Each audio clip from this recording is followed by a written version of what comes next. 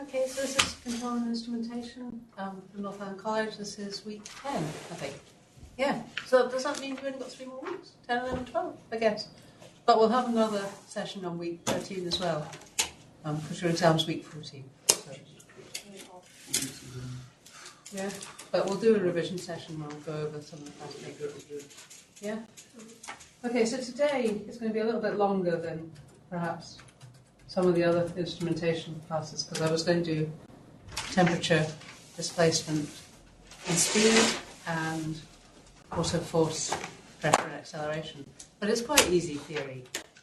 Really all we're going to be doing is looking at some of the fundamental principles and the type of sensors you can use to measure this stuff. So I'm sure you'll have come across these before, either at work or on previous courses. So it's nothing like as complicated as a control theory, it won't be as long. And it's also not as difficult to remember. The only thing is there's a bit about op amps, so mechanical people might find it a little bit more tough. In the exam, it's kind of roughly split. There's probably a bit more control because obviously the course is more control and less instrumentation. But there will be instrumentation questions as well, so you do need to know a bit about both. Quite a lot about both, I suppose. That's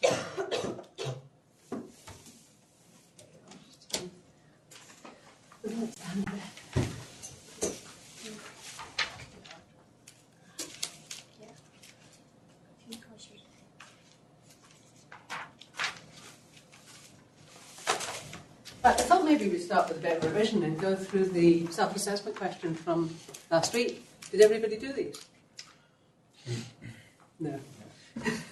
This is why I thought it might be a good idea to go through them. People don't tend to do what they're told. You're not the only ones. So, where is it here? So can you read that okay? It's a bit small. I think a bit bigger, actually.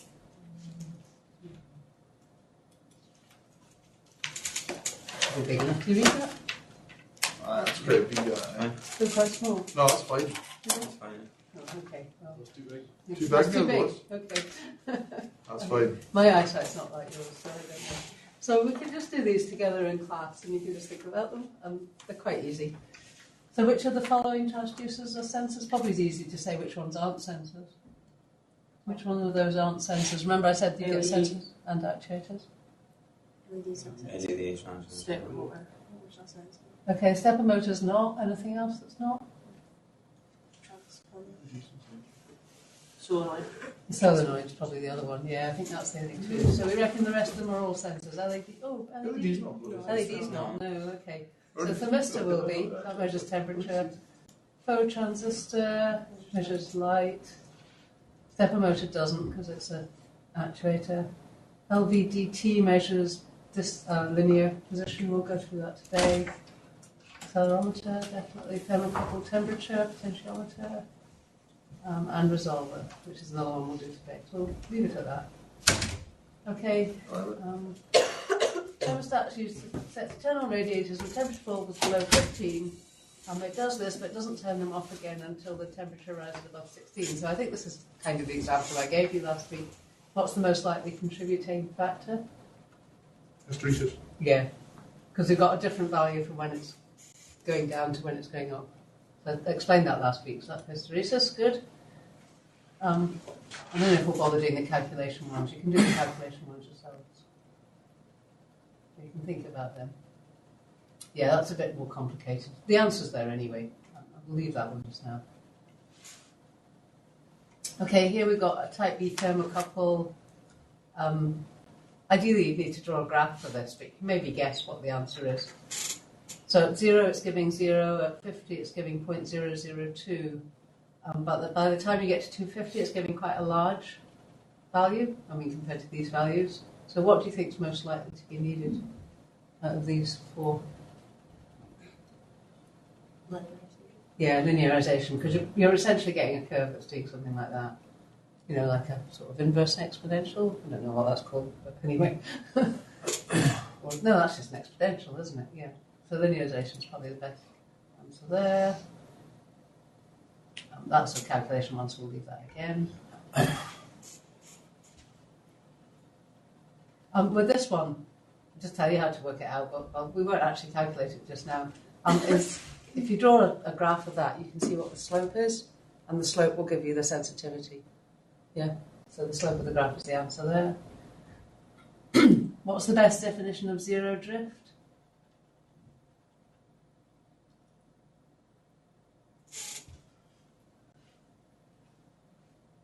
I think I told you that, but it's probably in the notes. The second one.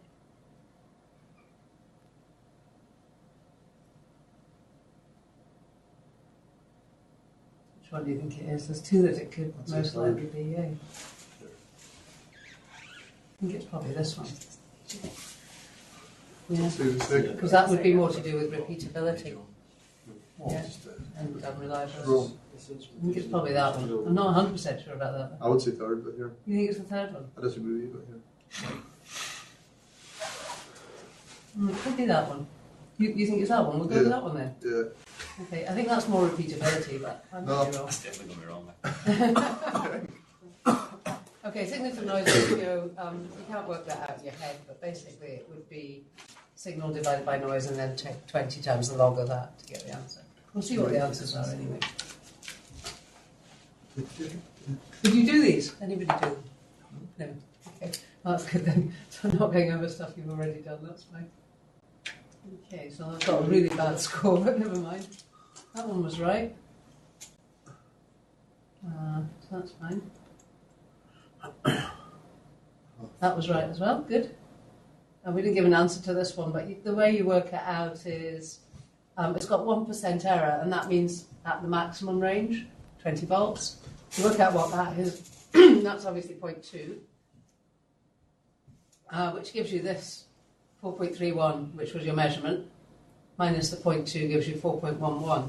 But then it also says it's got an error of plus or minus 1 digit. So that means that this could be out by 0.01 of a digit. So the minimum it would be 4.10, yeah, 4.10. Or it could alternatively it could be 4.12. That would probably be the maximum. Well, actually, that wouldn't be the maximum because you'd have to add that. But yeah, the idea anyway. Okay, makes sense. Yeah, quite easy really. We got that one right. Linearization is right. We didn't give an answer for this one because you have to Never. work it out. As I said, just work it out from the graph. It ends up as being 0.233 ohms per degree. An accord, is it? That's the slope. Kind of lie there now. Oh, fuck. Well, it's fine then. Finish it. Nah, they can move over it. I don't remember even seeing that question. Did we see that question? Did we? Didn't go over that one, did I?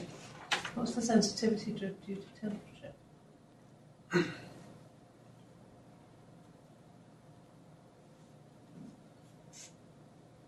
You see that's when you plot a graph for them. Oh, is it? I thought that was the previous one. Oh, okay. But you can see the difference anyway. So if you work out you'd have to work out the gradient. So the gradient at 20 degrees is 20 millimeters per kilometre, and at 30 it's changed to being 22. So obviously the temperature has had an effect on the sensitivity of the instrument or the sensor, and it's drifted by 0.2 millimeters per kilogram per degree. Per degree? No, that's not per degree, that's wrong.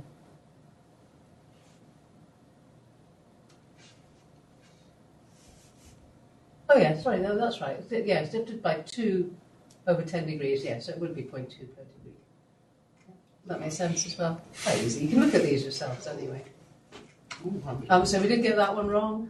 Okay, so it's the amount by which the zero reading changes as ambient conditions change as your drift. And it's very common to see things drifting with temperature because transistors are very sensitive to temperature, and most instruments do have transistors in them. So you can imagine why transistors would be sensitive to temperature. If the transistor gets hot, the electrons have got more energy, so they can move quicker. Well, yeah, move quicker, and more of them can move as well. So the transistors, generally, their gain increases a little bit as the temperature goes up, and that usually affects the instrument as well, unless there's some sort of compensation in it. And nearly everything has transistors. Even your digital instruments have like printed transistors inside the digital chips. So all these things are affected by temperature. And then the last one, I just told you how to do that. You just do 80 millivolts over 20 and then take the log 20 log of it. Okay, so these are all sort of things you might get asked, either in the multiple choice part or in the calculations part. So you do need to be able to do them. Right, on to today's slides. Any questions about any of that? Yeah, that was really just an introduction. So, this was last week's lecture that we didn't do because the board wasn't working very well. So we'll do this one quickly first.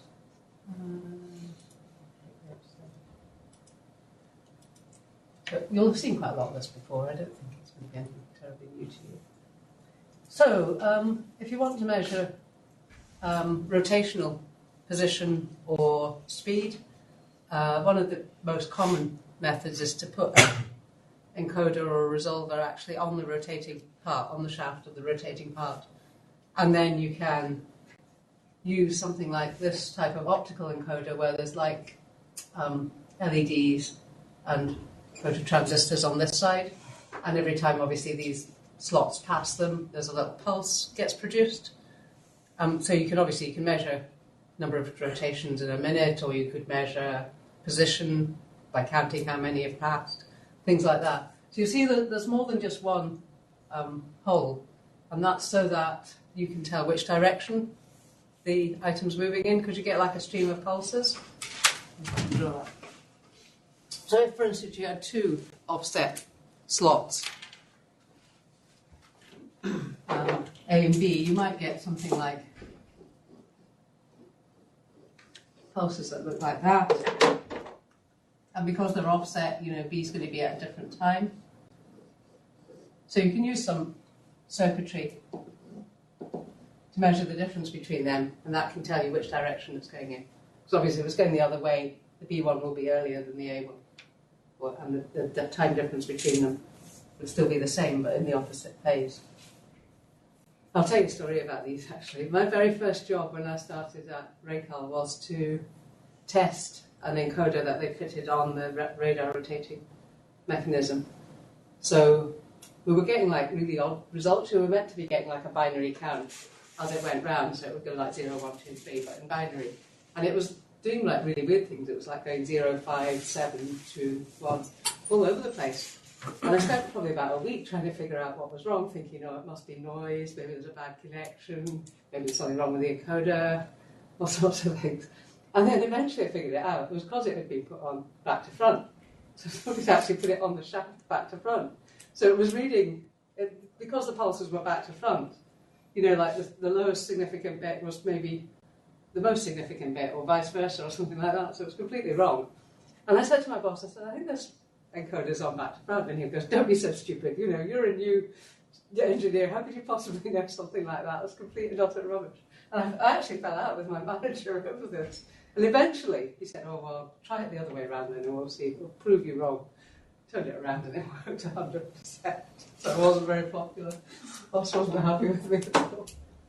But anyway, so it was more complicated than this, obviously. It wasn't just 3 slots. It was about, I think, 12, maybe even 24 slots. So there was like a whole stream of information coming out of it. But it was quite funny anyway. So you can figure out how that works, yeah? That's quite straightforward. The other kind you get are things called resolvers. This is kind of a digital type of sensor. Resolver gives you a sort of analog sine wave. But it's the same idea. You can do something quite similar with that. It works more on the electromagnetic induction process. It doesn't have slots and lights. But by the same method, you can tell by the frequency of the sine wave coming out, you can tell what speed the motor's rotating at. That's the first kind. Stop me if you've got any questions. Just say, oh yeah, there's an example of what's coming out. So you get 2 different kinds actually. Quadrature just means there's 2 outputs. There's nothing to be completely worried about. 90 degrees apart, so you can get speed and direction. Also, obviously, position as well, if you count the number of pulses. You get relative types, which are the ones which use this sort of start pulse idea, so that the the position's always been measured relative to a starting point. And then you also get absolute ones. We used to use absolute ones, where you had to actually align the entire rotating mechanism. In our case, it was with a compass, so that the north pointed north.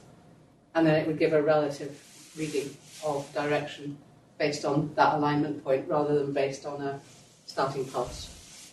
That was a bit of a complicated process, actually, because you had to physically maneuver the thing to point north and then reset every time you switched it on.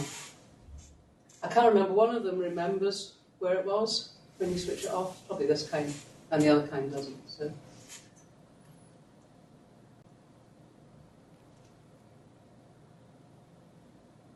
Okay, so it's the other kind. The other kind, one didn't remember, but it says they remember their position on power down. And then you can get linear ones as well for a linear motion, like if it's just sliding along rather than rotating. Less common, I would say, that you don't really see that so often.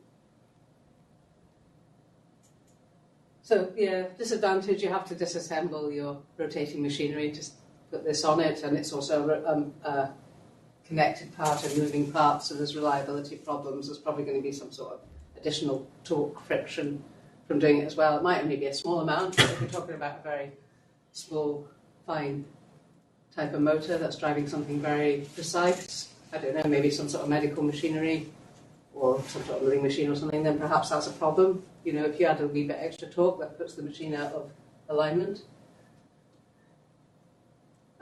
That's good, the fact it gives a digitized output, because it means you can put it straight into a digital processor.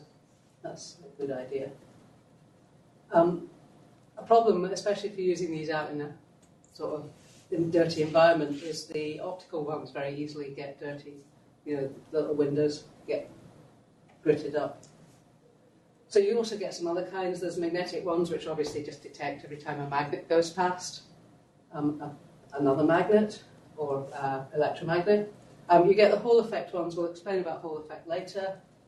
And you can get mechanical ones just with little switches, micro switches on them, or bigger switches, I guess, but the ones I always use, they're micro switches. So they're quite reliable, to be honest. Moving parts, but they do tend to be better than the optical ones.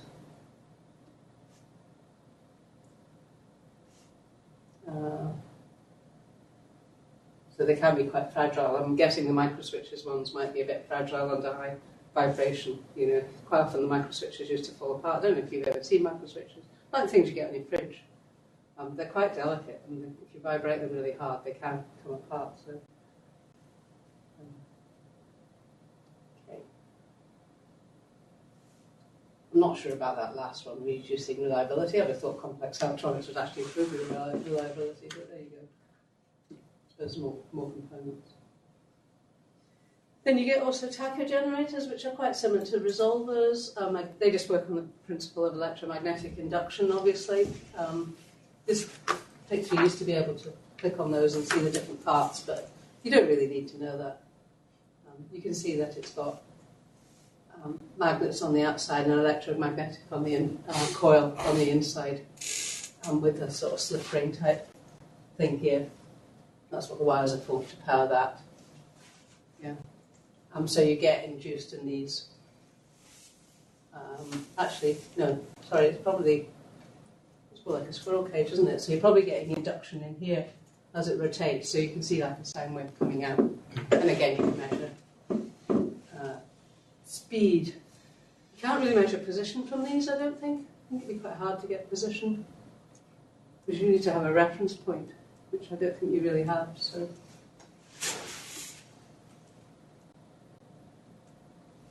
it works on the principle of induction, like a squirrel cage generator, essentially.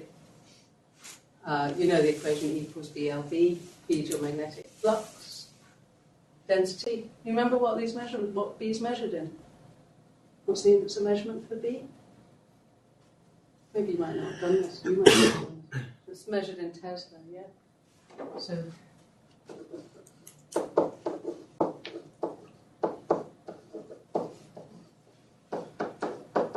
this is just general theory, it's not specific to instrumentation, but so what that's measuring is if you've got flux, magnetic flux Flux always flows north to south, yeah? You probably knew that.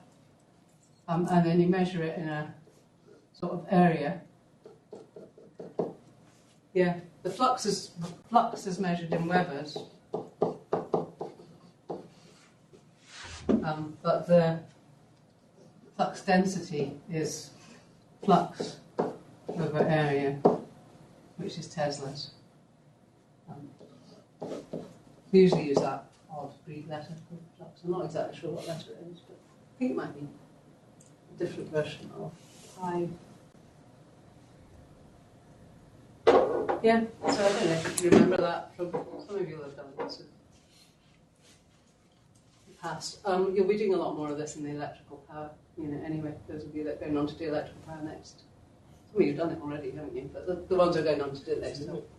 L is the length of the wire that's rotating in the field, and V is the speed at which it's rotating at, usually in radians per second.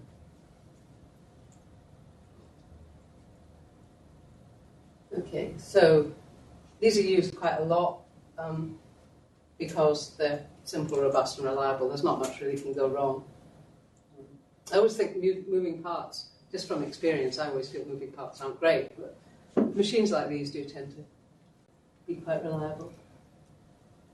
And again, disadvantage is needs to be fixed to the shaft, so it can cause imbalance. Okay, any questions? Yeah. It's quite easy stuff. So most of the instrumentation stuff is just a matter of just learning it and remembering it, rather than being able to calculate stuff. So I always find that's not quite so good. But oh, my little picture's working. That never usually works. I'm really pleased. Right. Okay. So this is another way of measuring position or speed. In this case, this one's showing a linear type of one, but you can get rotating ones as well. In this particular case, they're just showing displacement. So the principle of how it works is there. You've got a ferrite core, you move it past some coils, you get magnetic induction, or electromagnetic induction, and both your amplitude and your phase change as the ferrite core moves up and down. This is a really good way of measuring displacement, actually. It's very reliable. There's no contact parts, so you probably know you can use a potentiometer for the same thing, but potentiometer needs to be in contact with the coil. So straight away you've got problems with vibration, breaking the contact, dirt causing contact problems, friction, wear. Yeah, so potentiometers aren't so good. This is much better because there's no actual contact between the moving parts and the measuring parts, so it's a lot more reliable. And more accurate as well, because obviously you can measure very small changes in the sine waves. Quite good. And then that's your typical potentiometers, which are used a lot for a lot of things, but as I say, not quite so reliable for the reasons I said already. Oh, the other problem, of course, you can't use these in environments where a spark would be an issue. Because of the contact problems, you can get sparks from potentiometers. So we need to use either a magnetic or electromagnetic or Hall effect. Yeah, it's just going to tell us what I just said.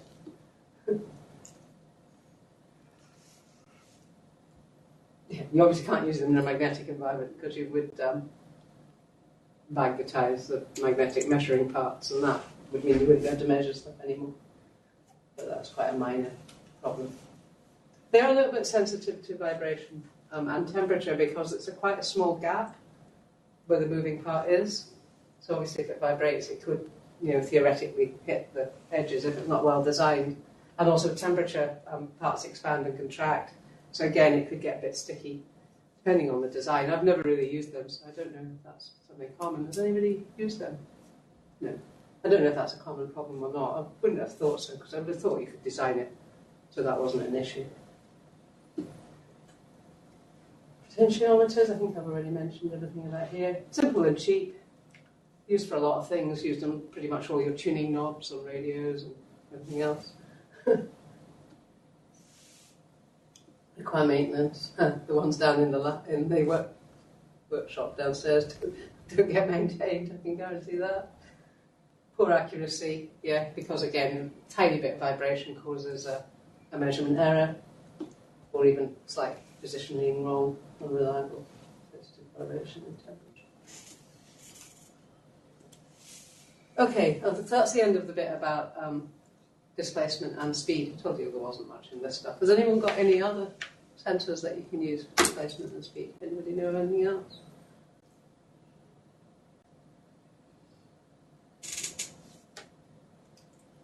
No. Okay, well maybe I covered all of them. I'm pretty sure I didn't. I'm sure there's loads more, but if you can't think of any, that's fair enough.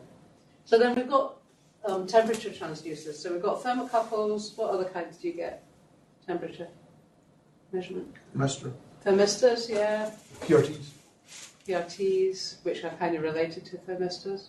They're also called RTDs, resistance temperature devices. There's a whole range of things.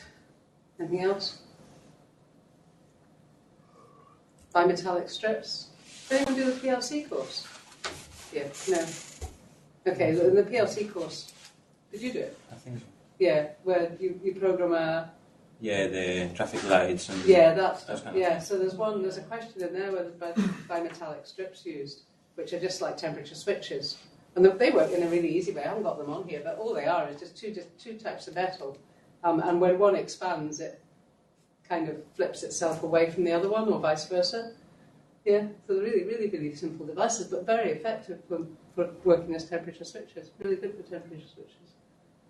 Okay, what else do we get? There's a really clever thing downstairs in the store, which is a hot wire.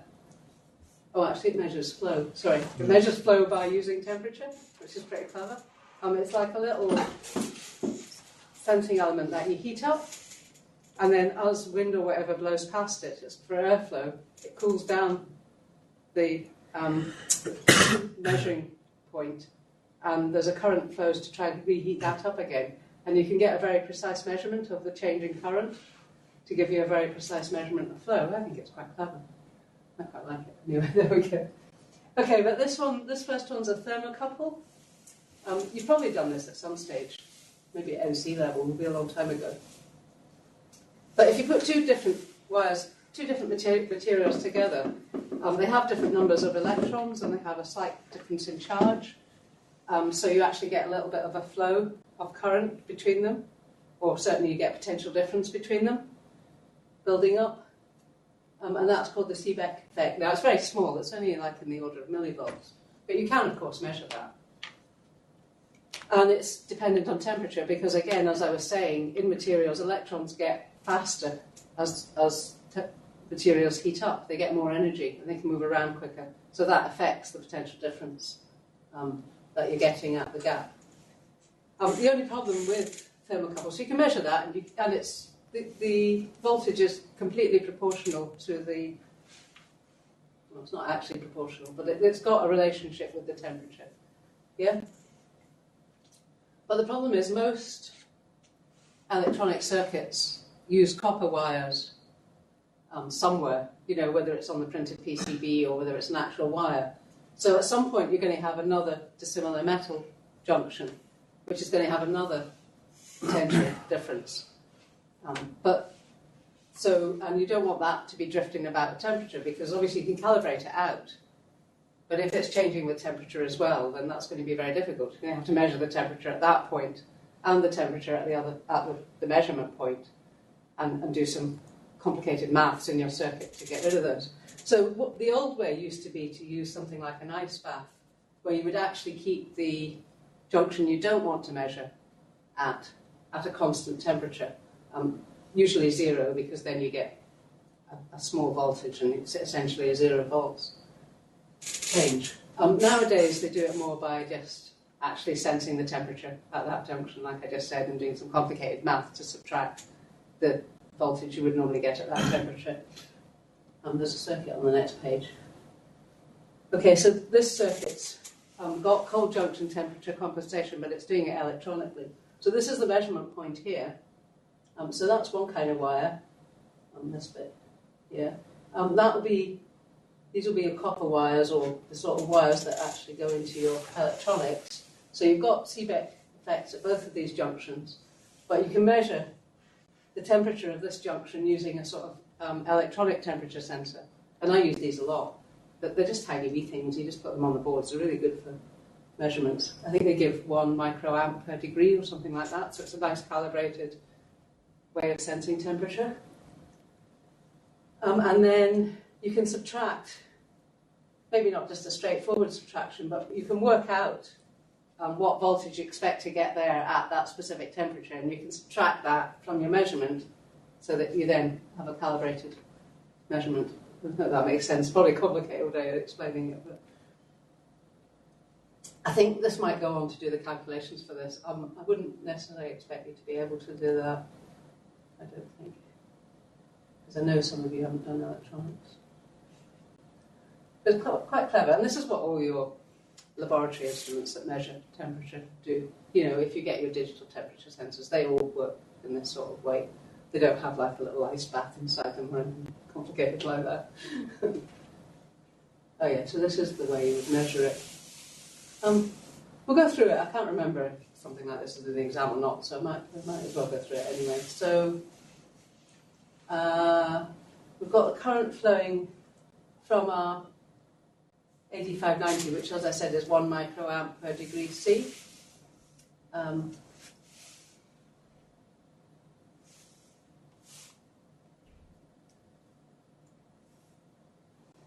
just trying to see what we're getting on here. We've got I1 plus I2 coming down here. So I1 is going to be 1 microamp per degree C. Just get that. I2 is your... You know what, I'm not going to bother going through that. I can't remember how that works. If you really want me to, I can do it next week. But I don't think you'll need to do it.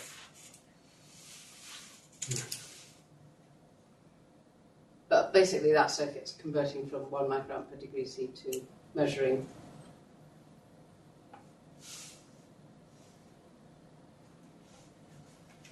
sorry, it was 1 microamp per degree Kelvin that first does.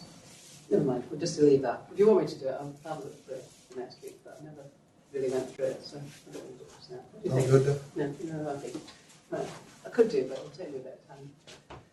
Okay, you get a whole range of different types of thermocouples depending on what you're trying to measure. So the things that are important are things like the range of measurement, the maximum temperature that you need to measure, the sort of sensitivity that you're trying to measure as well. So there's a whole range of different kinds. Some of you do this, possibly you, John, you're the instrument guy, aren't you? Probably come across some of these. They're labelled by just these letters to define what kind of thermocouple they are, and you just get the data sheet and find out whether it works over what you're trying to do with it. Some have quite a limited range, so you do need to be a bit careful. The other problem with them is that if you're using them at a long distance, you don't really want to run copper wires from them. You want to run cables that are similar, but not so expensive. Thermocouples are quite expensive, but you can get materials that give a similar Seebeck effect. That aren't quite so dear. So rather than having a large voltage difference due to the copper wire, you can use what's called compensating cables, which are a similar material but cheaper grade of it or whatever for running long distances. Right. So things like obviously the voltage is quite small, so you need to amplify it. They're quite small devices,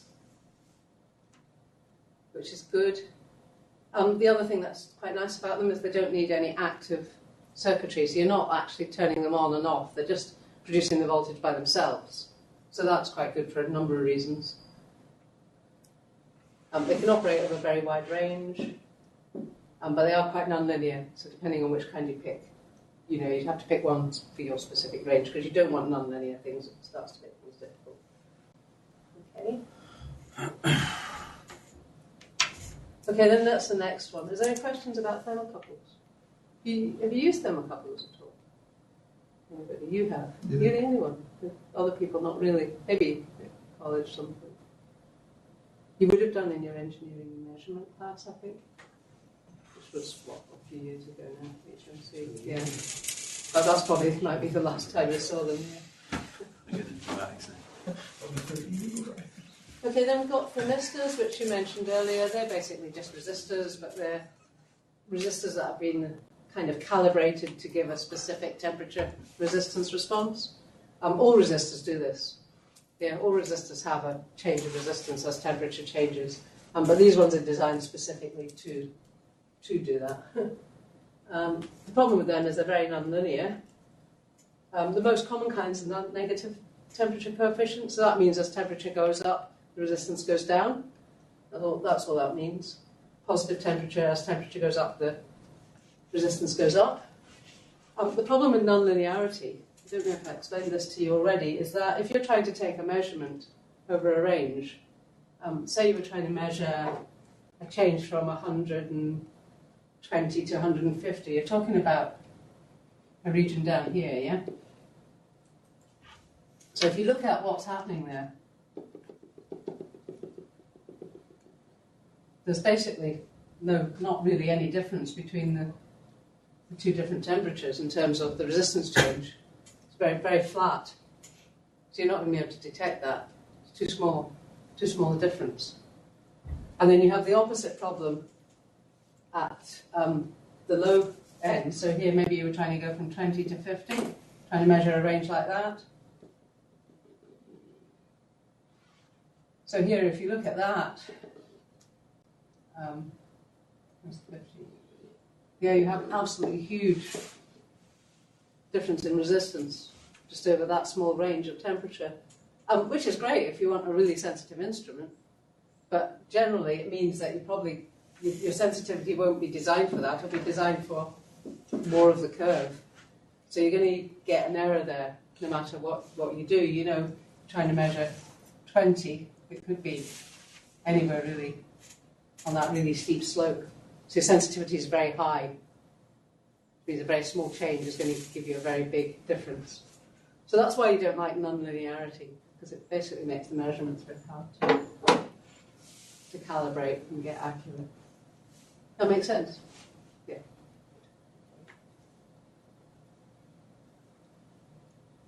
Okay, so this Steinhardt equation, which actually, as I said, applies to all resistors. And you can get the A, B, and C coefficients from the manufacturer, and then you can work out what the temperature is, and you can get like a calibration graph for your thermistor. You don't need to remember that, by the way. Maybe you need to remember a bit about Steinhardt, but you don't need to remember the equation. So lots of problems with thermistors, although they are used a lot. We use them in the battery packs, but they're not great. Very nonlinear.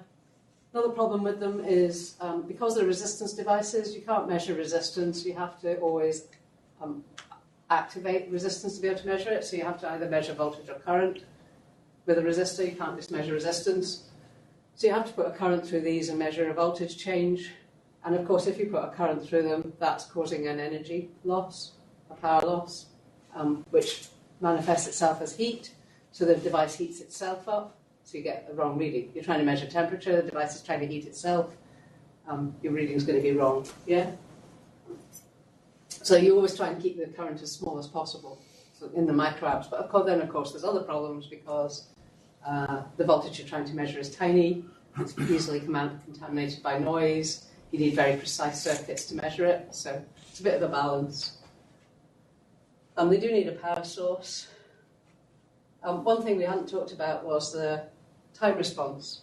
These are really fast, so you tend to find things that are small, obviously heat up and cool down much quicker than things that have a large surface area.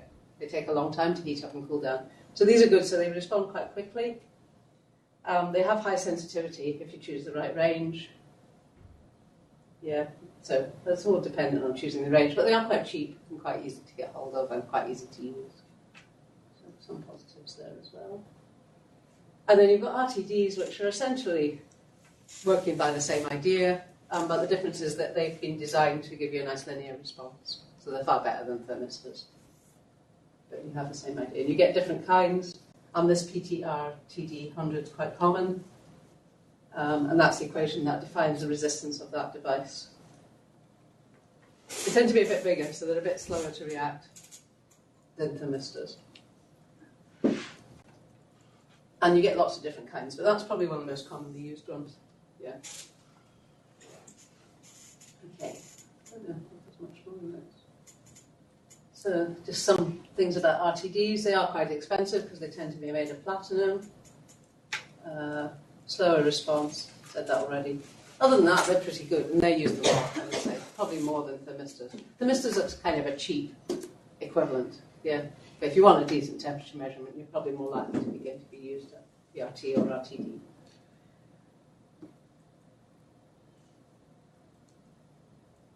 So that's just an example of a circuit to give you the supply. So there's various things. You've got to obviously control the current flowing to it carefully. So rather than just whack a power supply on it, you can do various things to make sure it's controlled. You can adjust gain and things. So that's the thermistor there. I don't really think you really need to understand how that works. And then, yeah, you've got your bridge circuits. We'll talk about these more when we look at strain gauges, I think. But a bridge circuit is always, if you've got something that has to be powered, like a thermistor, or like a strain gauge, which is essentially a resistor again, it's always a good idea to use a bridge circuit because you've always got a DC power supply involved, which will nearly always be giving you a much higher voltage than the measurement you're trying to make. Yeah, so if you're trying to measure a small change in voltage and you've got a DC supply, the DC supply is going to completely swamp that small change in voltage. You're not going to see that. But if you use a bridge circuit, it basically gets rid of the DC supply voltage. Because if the thing's completely balanced, the voltage at this point is the same as the voltage at that point.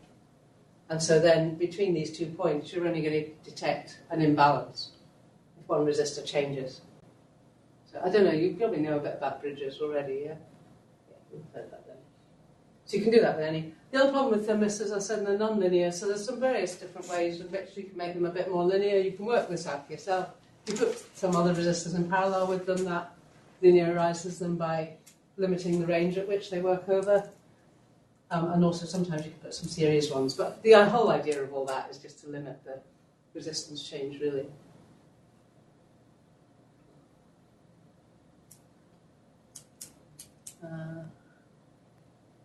I've already explained that, so I'll just skip through that, I think. This is an amplifier, by the way, if anybody didn't realise that. Usually something like an instrumentation amplifier, which we'll go on to later, I think. And then just a wee bit about temperature, speed, response. So they tend to be like first-order systems, which is relating these a wee bit to the control theory side of things. And they're exponential, nearly always responding in an e to the minus t over t type of response. Okay, so that, I think, was the last slide on that. And then the other thing I wanted to do with you today was force, pressure, and acceleration. Is that all right? Any questions about any of that? Yeah. Okay. Good. You have a question? I need to go a bit, like... Yeah. You'll need to read this stuff yourself and learn it. I mean, it's not my field. No, it's not. And I always wondered why you guys do this course, but Yeah, me too. your curriculum leader, not Peter, the previous one, chose this for you, so you're stuck with it, I'm afraid. I suppose it's useful to have some understanding, and we're not going into too much depth, to be fair. If we were doing it properly, I'd have to go through all the circuits as well, I think.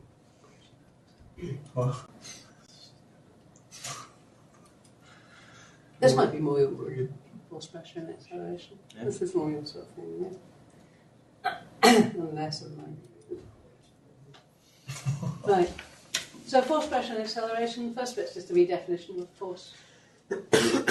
So if you have pressure acting on a surface area of size A, then you've got force equals pressure times the area. I'm sure everybody knows that already.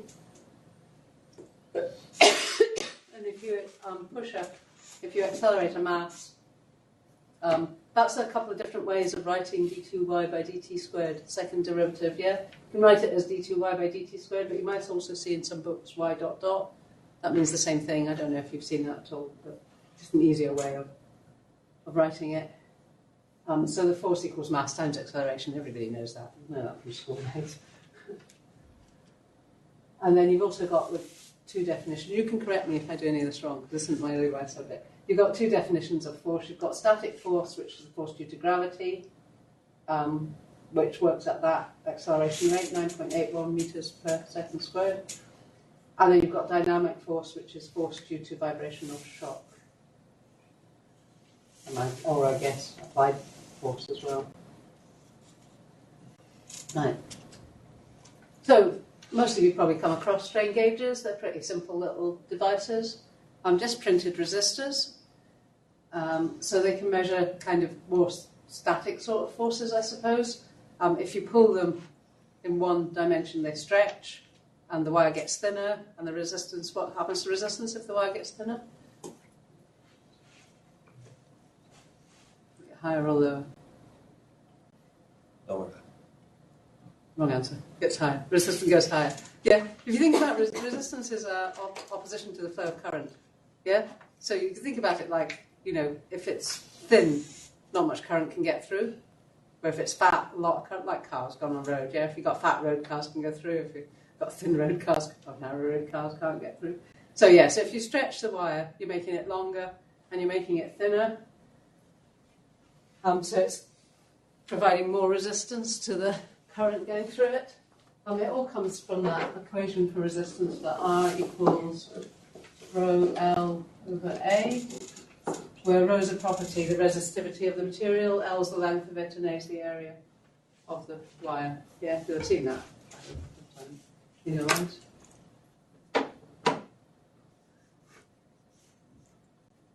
Yeah, so as I say, as you stretch it,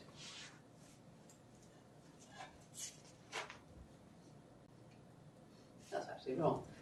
This thing's wrong, isn't it? So tension causes the resistance to increase. Compression should actually cause it to decrease. That's wrong there. I need to correct that. No, notice that.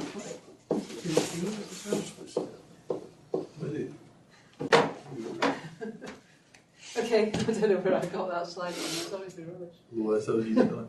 And the other thing is, if you try and stretch it in this plane, it doesn't change. Or compress it in that plane. So that provides like a reference plane where it won't actually change resistance.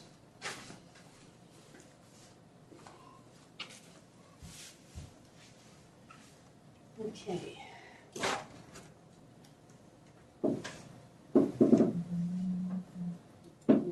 Anyway, I hope you can still read. So strain is proportional change in length compared to the original length. That's just the definition of strain, which is what you're trying to measure, I guess. No, I've done that bit already, so just go over that. Kind of showed you that as well. Sometimes they come in like 2-element rosettes like this, and that's so that you can get a reference point for the change that's happening. So, for instance, resistors, as I told you, they are all sensitive to temperature. So if the temperature of a single element like this changed, it would give a resistance change, and you wouldn't know if it changed because the temperature had changed or because it was actually being subjected to some kind of strain. Whereas if you have an arrangement like that, both of them, the resistance will change equally, and you can measure that if it's a temperature change. So you'll know for sure that it's definitely a strain change causing the difference. So that's quite common. And they're kind of bonded to the material with a sort of glue type stuff usually. Right. So the difference in resistance change is directly proportional to the difference in strain applied, but there's this coefficient of change, which is called the gauge factor. So different types of gauges, different sizes, will have a different gauge factor. But it's always a linear relationship, a proportional relationship. So obviously, because these are resistance elements, I told you already that you need to use bridge type circuit because you need to power them with a DC source. So we've got different kinds of bridges. We've got the quarter bridge, which is just your basic strain gauge. Okay, so what essentially happens is these two form potential dividers, that side and that side. This is your voltage source here, so you'll get half the voltage here and half the voltage here. And then if this one changes, that will change a little bit, but you can detect that because you're measuring it compared to a reference voltage on the other side. That's your quarter one. And then there's various different options. You've got your quarter bridge one with strain with temperature compensation, where you could do something like that little rosette. This one doesn't get strained, this one does. So again, if the temperature changes, you can detect a change in both of those at the same. Both of those will change the same if they're closely coupled on the material. Yeah, so they have to be at the same temperature and they have to be very close to each other. And they obviously have to be quite similar materials, or probably bought from the same batch, so that they have the same effect with temperature. And then you can do something else. Instead, you could make this one a strained one as well, and this one also a strained one, and that will double the size of the variation that you'll get. Because if you think about it, that one you could make that one get compressed and this one get stretched, and you get double the effect. So that's a different way of doing it. That's not just temperature compensation. I think that's probably the next circuit. And then your most sensitive one, which is obviously the best one for detection, because it gives you the biggest variation, is your full strain gauge circuit like that. And you arrange it so that it works in the way it shows you there. That's under compression, that's under compression, and that's under tension, and that's under tension. And I think there's some equations for that there. So essentially, if you go back looking to that, it's just 4 resistors, yeah? 1, 2, 3, 4, with a DC power supply and a measuring point in the midpoint. So that's essentially the circuit, yeah? The amplifier is obviously additional to measure the voltage. And you can calculate what the sensitivity of the full bridge is by doing some sort of analysis like this.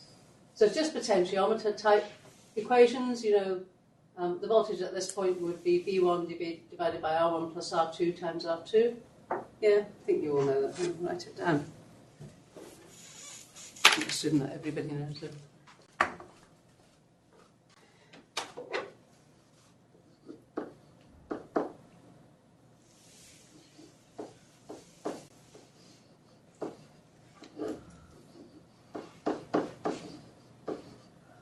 That's just from your sort of Kirchhoff's laws and Ohm's law.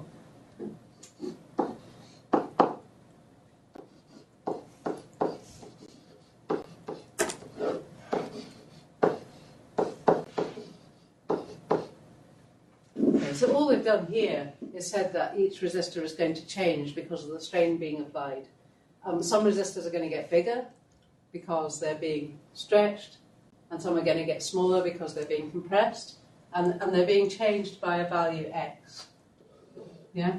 So instead of these equations here, you've got this factor, depending on whether it's being compressed or stretched, of 1 plus x. And you can quite easily work that out. So it's saying that R2 is being stretched, so it's getting bigger by a factor x. R1 is being compressed, so it's getting smaller by a factor x. Yeah? And when you rearrange that, you end up with that, because the R's are all the same values. Yeah? Ideally. You know, if you're taking into account the fact that they're being stretched and compressed, and you're using a factor x to represent that, then you can assume that when they're not being stretched and compressed, they're just all the same value. Yeah? So they're all just R's, yeah, essentially.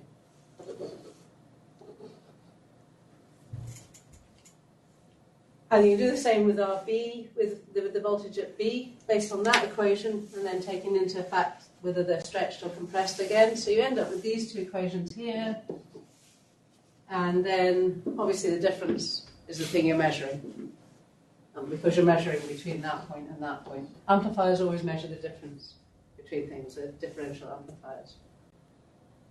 So you can put the values in and you end up getting the fact that the actual output due to a change in resistance of X, which is directly related to your strain, is multiplied by the supply. So it's quite a big change. It's quite a big amplification factor. Your amplification factor is actually related to your DC power supply. It's a very sensitive circuit. You have a look and go through that yourselves later. I don't want to just do that just now.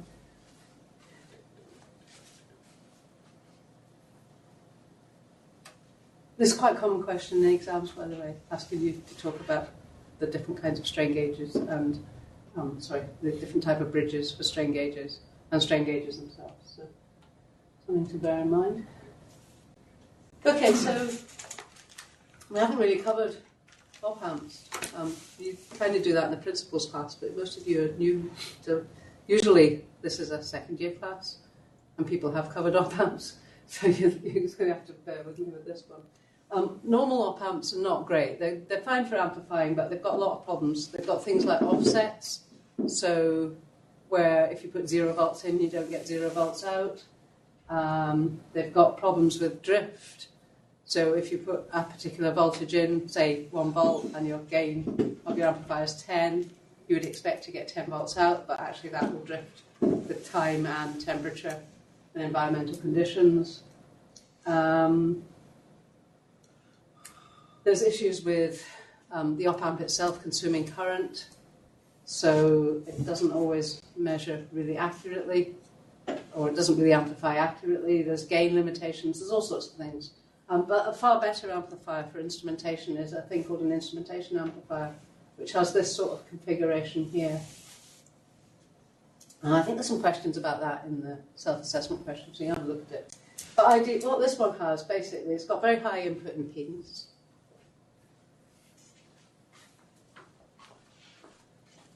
Yeah, so anything with a high input impedance or high input resistance means not much current is going to actually go into the amplifier. And you don't want current going into the amplifier because that is an error. So basically what it's saying is that that current going in here is 0. I mean, obviously it's not really 0, there's sort of microamps, but it's very, very small. Very low offset, so I talked about that already. With normal amplifiers, you can usually null them, but with an instrumentation amplifier, straight away, if you put 0 in, you will get 0 out. Doesn't really have any gain limitations. That's what we mean by high open loop gain.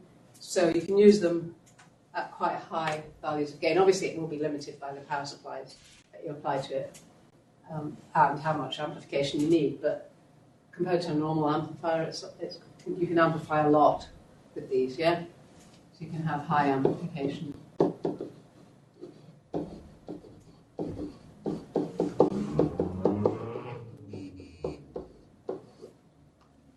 Right. So common mode rejection ratio, I told you earlier that mostly these are being used for amplifying differences, differences between the 2 points, B2 and B1. So you want them to have a very high gain when they see a difference, but a very low gain when they see something the same. Because you can imagine if you were getting a signal in here, I don't know, you might get like a DC signal, and that might be contaminated by some noise. Different DC value, contaminated by noise. So you can actually arrange by twisting the cables, or there's various different ways of making sure that the noise on both wires is the same, on both measurement points is the same. So then you can use an instrumentation to remove that, because it's going to have a very low amplification of the noise, but a very high amplification of the difference between the signals, the real difference. Yeah. And then the other nice thing about them is the closed group gain is set by a single resistor, this resistor here. Of course, all these other resistors are inside the device, and they're all very carefully matched, because any mismatch in them then does cause offsets. So they're quite precise devices, they're quite expensive, yeah, because it's actually really difficult to, in devices the components are printed. They're not like real components. They're all printed onto a substrate. It's actually quite difficult to print resistors really precisely. So that's why they're expensive. They're quite highly machined or precise printing. Oh, okay, that was the last bit on that. There was a bit more I wanted to do on them. We'll do it later on then, not just now. Okay, then the last one, these are for measuring acceleration. So remember I said these slides were force, pressure and acceleration. I'm pretty sure West Drain comes into that. But it's kind of related, yes.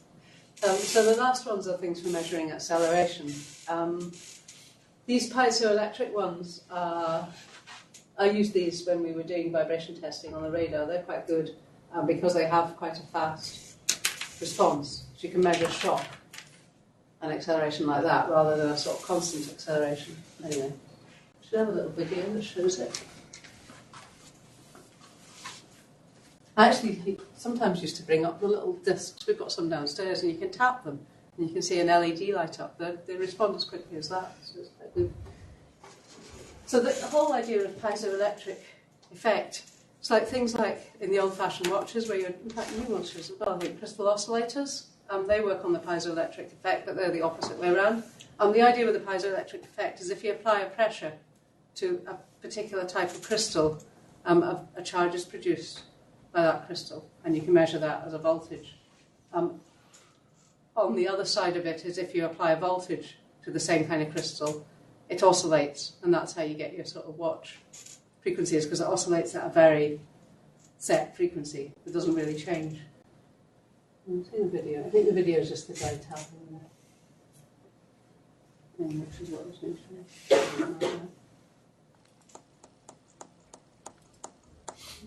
it's not very exciting, but there you go. Oh, I might bring them up next week and you can have a look. In fact, maybe later on today I should maybe see if we can find them. Because you can just do that and you can see the LED lighting up.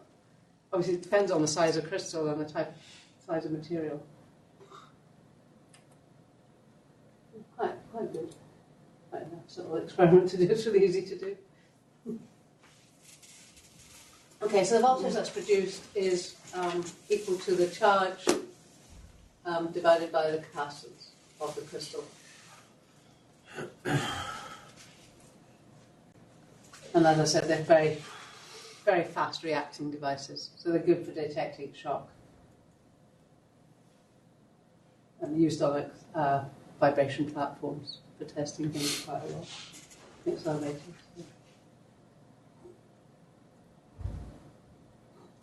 So we've got a couple of different circuits we can use to detect them. You can use a voltage type of circuit, which just detects the voltage being produced. Of course, if you've got cables connecting them, they have capacitance, and that can affect your measurement, because that capacitance ends up being in parallel with this one, which affects the overall capacitance, and of course, because your voltage is proportional, or inversely proportional to that, that does affect the measurement. And then the other kind you can have is a charge detecting circuit, which is actually slightly better, because the capacitance has less effect of that. Obviously, if you're just detecting the Q, it doesn't really matter what the C value is. So slightly more complicated, but maybe more accurate. And that's just an example of them being used in an accelerometer. So the idea there is you have a mass, and when this thing shakes up and down, the mass goes up and down, and it compresses this crystal, which produces the voltage, which you can measure. So you can either see kind of AC type changes, or you could just see a sort of single pulse, depending on what type of test you're doing. And obviously the frequency that you get, the voltage frequency, is related to the vibration frequency.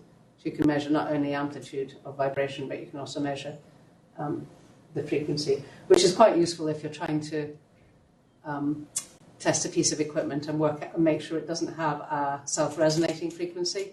So again, when we used to test the radars on the vibration bench, sometimes, most of the time, you just get a nice sort of steady vibration over a wide frequency range, but occasionally that would get really big, and you'd see a really big vibration pulse coming out, or vibration measurements, and that's because something was sort of self-resonating. I don't know if you've ever come across that in some of your studies.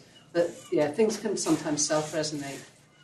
Similar to what we were looking at in the control theory stuff, yeah? When I said if you have an unstable system, it produces sine waves that get bigger and bigger and bigger.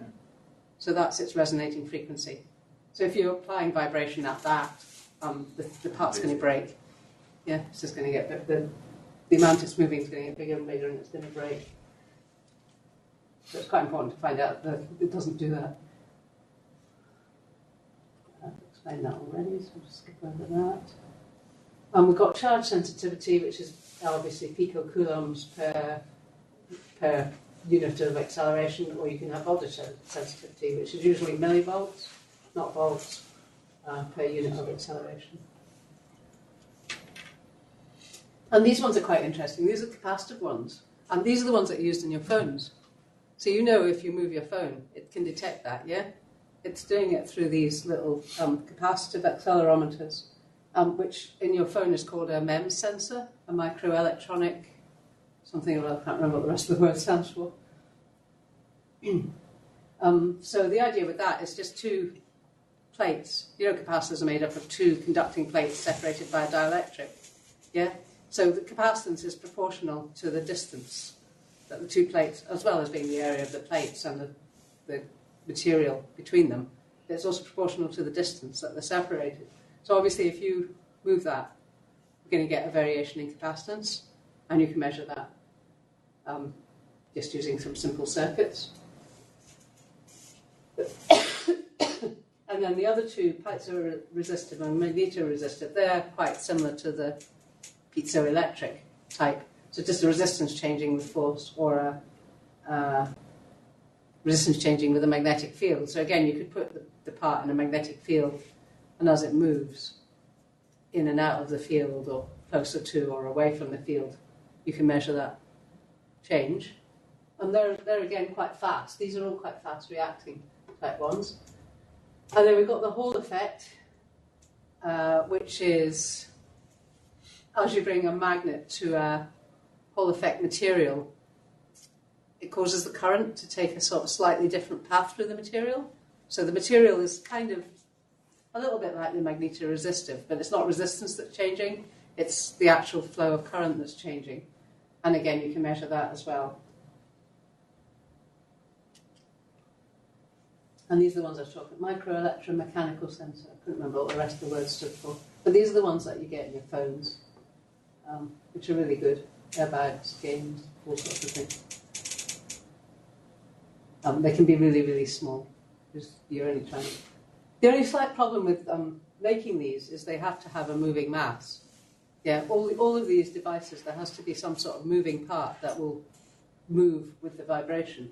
So there is a little mass, which is obviously quite difficult to do in something like a phone, because you need to have little springs and dampers and everything else on it, which you can't really print that easily. But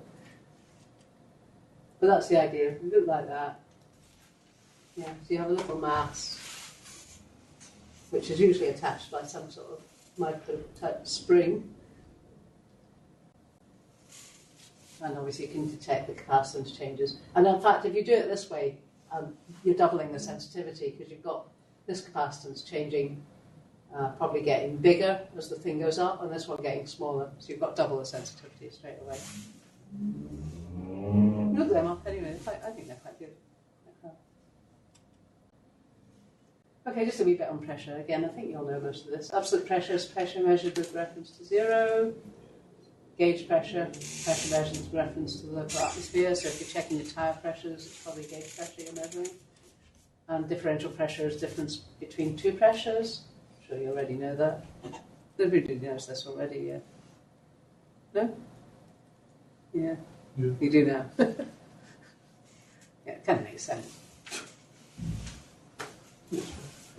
But the most common one is probably gauge pressure. That's the one that people use mostly, because you just measure the pressure of something relative to the atmosphere. You don't really care what the atmospheric pressure is. Whole heap of different units. The standard international unit, which is the one you should use, is pascals, which is newtons per square meters, but you will see the other ones as well. Those are quite common. I always get these confused. the sort of instruments you can get, this is just one slide on these, I think. You've got your Bourdon tubes, which basically is just a little coil of sort of pipe, I suppose. And as the pressure increases, it uncoils, and as the pressure decreases, it coils up tighter, and you can measure the change with a mechanical linkage to a needle. And that's the sort of ones you get on your fire extinguishers, your gas, what do you call it, bottles, things like that. You just get these little Bourdon tubes on them. The disadvantage of that is it doesn't lend itself particularly well to being automatically measured. You would need to find some way of measuring the displacement of the needle automatically. So it's more for people to look at than for instruments. Then you've got manometers, and again, probably more for people to look at than for automatic measurement. Although you can obviously have automatic measurement, you just need some kind of level sensing. And that's quite straightforward again. Pressure on one side pushes the liquid down, less pressure on the other side lets it rise. If you have a vacuum on one side, you can measure absolute pressure. If you haven't got vacuum, you can measure differential pressure with them. And then the more common kinds that you probably see at work or whatever would be these sort of differential pressure sensors. Various different mechanisms inside to actually detect the pressure, but they all work on a kind of diaphragm that gets displaced. As more pressure's on one side, it bends away from that. And you can detect that with pistons or strain gauges or something like that inside it. Well, this one actually is using a piston, but the same idea, it's just pushing a piston and you can detect the movement somehow. And that's the end, you'll be glad to hear. Right, so there are some questions for this week. So it's really important you do them, I would say. For both the temperature and the pressure ones. Make sure you do those because they are the sort of things that sometimes do come up in tests and exams. There's a limited amount I can test you on with the instrumentation, so I've kind of tried to cover it in the self-assessment questions. Certainly all the calculation side of it I've tried to cover in the self-assessment questions. There might be some knowledge elements which aren't covered by that, which you'll just have to know. Okay, so you all know where those are in the assignments? Does anybody have any questions about the coursework? Anything that we've gone through so far? The exam. How is the exam again? How is the exam again? How is it? How's gonna be the exam again? Like you are choosing. There's three sections to the exam. Yeah. So the first section is multiple choice questions. But don't just assume that's easy because No, I don't think so. No, sometimes, especially for you, I suppose, where English isn't your first language. The problem with multiple choice is that there's usually two answers that could be right. Quite similar. Yeah. And if your English isn't 100%, you've got good English, but if your English is 100%, you might struggle to see the difference. Yeah. So multiple choice isn't easy. I wouldn't say it's an easy way to get marks necessarily. But there are possible. Then there's calculation questions. Right. And there's a section where you have full calculation. I want to see what And then there's a final section at the back, which is kind of a scripted/critical analysis section where you'll just be asked to discuss a topic. So it could be something like PID or SCADA, or we'll cover SCADA later. Or, I don't know, I suppose it could be on instrumentation, what constitutes an instrumentation system. There's only two. There's an old style one, and then there's a new style one. So the old style one's probably got more of the calculation type questions than you're going to get. Right. The new style one just shows you the layout and the sort of topics you might get asked about. the same run with like 30 But like I said before, if you do the self-assessment questions as you go through it, certainly on the control side, Yeah, You I should don't, have no I have problem done a with lot the of them, calculation. but I'm gonna go back through them again, I think. With the instrumentation side, it's more a matter of reading and making your own notes. A lot of that stuff I just went through today, I've got from my HTC. Yeah. Find them. Yeah, most people do this stuff in the ambient measurement class. It's just finding them and reading through them again. Or in the control room. It's just so slow virtually. Try not to make it too difficult, because I'm aware that there's mechanical people stuff as well, so we can't make it too Yeah. Hopefully not. deep into the circuits. Really. Yeah. Ones that we did before. Hopefully not. It's tough enough, did you say? Yeah? Did you say it's tough enough? No, hopefully no, there are not doing it.